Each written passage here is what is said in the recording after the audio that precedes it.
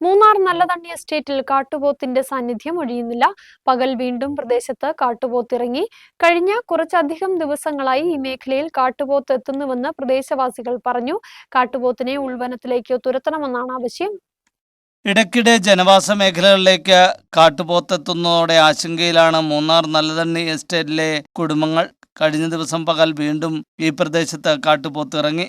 ജനവാസ മേഖലയിൽ കാട്ടുപോത്തിന്റെ സാന്നിധ്യം അടിക്കടി ഉണ്ടാവുന്നത് പ്രദേശവാസികളെ പ്രതിസന്ധിയിലാക്കുകയാണ്. ജനവാസ മേഖലയിൽ ഇറങ്ങുന്ന കാട്ടുപോത്ത് ആക്രമണത്തിന് മുതിർന്നാൽ അത് വലിയ അപകടങ്ങൾക്ക് ഇടവരുത്തും. കഴിഞ്ഞ കുറച്ചധികം ദിവസങ്ങളായി കാട്ടുപോത്ത് ജനവാസ മേഖലയിലേക്ക് എത്തുന്നുണ്ടെങ്കിലും പരാക്രമങ്ങൾക്ക് മുതിരാത്തതാണ് ആളുകളുടെ ആശ്വാസം. തൊഴിൽ സമയത്തോ അല്ലാതെയോ അപ്രതീക്ഷിതമായി കാട്ടുപോത്തിന്റെ മുന്നിൽപ്പെടുമോ എന്ന പേടി ആളുകൾക്കുണ്ട്. രാത്രികാലത്തും ആളുകൾ ഭയപ്പാടയോടെയാണ് പുറത്തിറങ്ങുന്നത്. മൂന്നാറിലും സമീപപ്രദേശങ്ങളിലും വന്യമൃഗങ്ങളുടെ ശല്യം വർദ്ധിച്ചതോടെ ജനങ്ങൾ ആശങ്കയിലാണ്. വനം വകുപ്പ് അടിയന്തര ഇടപെടൽ നടത്തണമെന്നാണ് നാട്ടുകാരുടെ ആവശ്യം.